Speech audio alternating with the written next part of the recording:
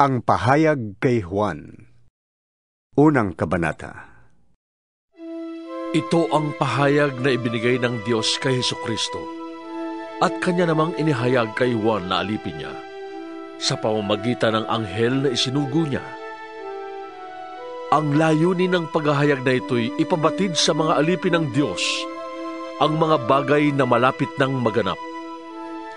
Ito ang patotoo ni Juan sa lahat ng nakita niya tungkol sa mensahe ng Diyos na ipinahayag naman ni Hesukristo. Mapalad ang bumabasa ng aklat na ito, ang mga nakikinig sa propesiya nito at tumutupad sa nasusulat dito. Sapagkat ang lahat ng ito'y malapit nang maganap. Buhat kay Juan para sa 7 iglesia sa lalawigan ng Asya.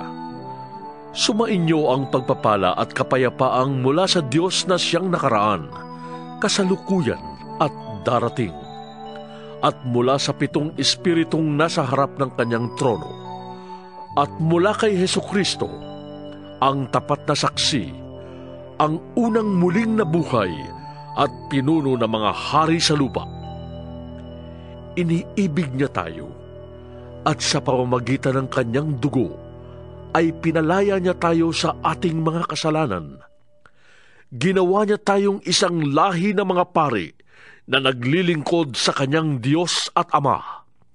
Kay Hesukristo ang kapurihan at kapangyarihan magpakailanman. Amen. Tingnan ninyo, dumarating siyang nasa mga ulap at makikita siya ng lahat, pati na ng mga sumaksak sa kanyang tagiliran. Tatangis ang lahat ng lipi sa lupa dahil sa kanya. Ganoon nga ang mangyayari. Amen. Ako ang Alpha at ang Omega. Sabi ng Panginoong Diyos na makapangyarihan sa lahat, Diyos sa kasalukuyan, sa nakaraan at siyang darating. Ako'y si Juan, ang inyong kapatid at kasama sa paghihirap at pagtitiis na nararanasan ng mga kabilang sa kanyang kaharian dahil sa pakikipag-isa kay Jesus.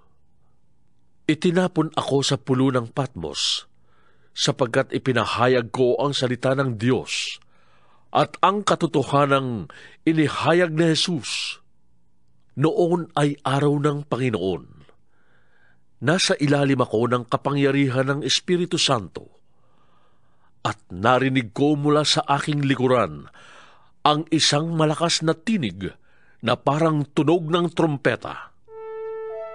Sabi niya, "Isulat mo ang iyong nakikita at ipadala mo sa 7 iglesia, sa Efeso, Esmirna, Pergamo, Thyatira, Sardis, Philadelphia, at Laodicea." Lumingon ako upang tingnan ang nagsasalita at nakakita ko ng 7 ilawang ginto. Nakatayo sa gitna ng mga ilawan ang isang parang tao, nakadamit ng hanggang sako, at may gintong pamigkis sa kanyang dibdib. Ang kanyang ulo at buhok ay kasimputi ng balahibo ng tupa o ng niebe, at ang kanyang mga matay parang apoy na nagliliyab.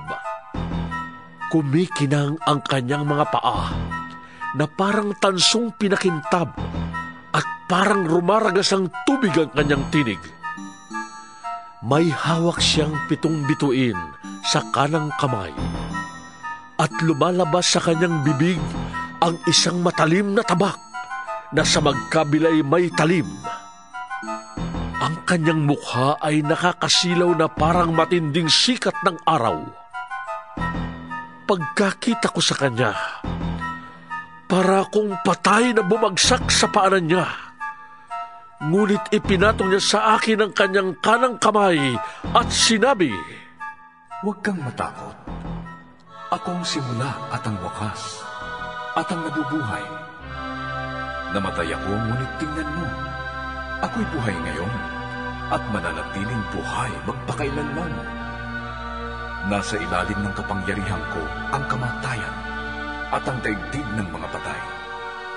Kaya't isulat mo ang iyong nakita, ang nangyayari ngayon at ang mangyayari pa pagkatapos nito.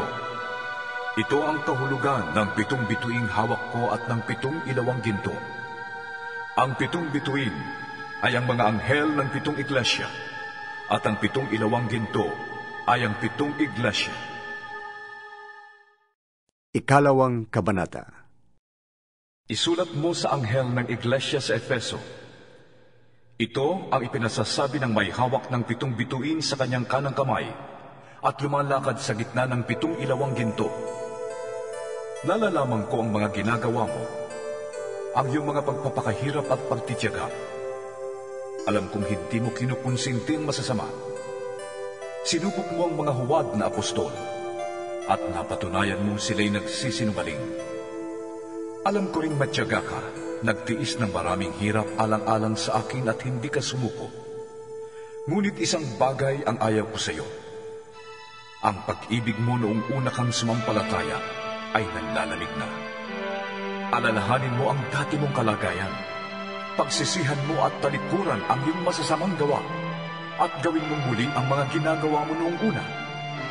Kapag hindi ka nagsisi, pupunta ako dyan at aalisin ko sa kinalalagyan ang iyong ilawan. Ngunit ito naman ang nakupuri ko sa iyo. Kinapupuotan mo ring tulad ko ang mga ginagawa ng mga Nicolaita. Ang lahat ng may pandinig ay makinig sa sinasabi ng Espiritu sa mga iglesia. Ibibigay ko sa magtatagumpay ang karapatang kumain ng bunga ng punong kahoy na nagbibigay buhay na nasa paraiso ng Diyos. Isulat mo sa anghel ng iglesia sa Esmirna.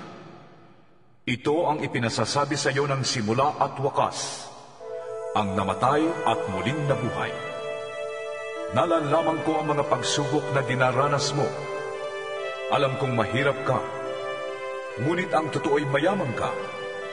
Nalalaman ko rin ang mga paninirang puri sa iyo ng mga hindi tunay na Hudyo.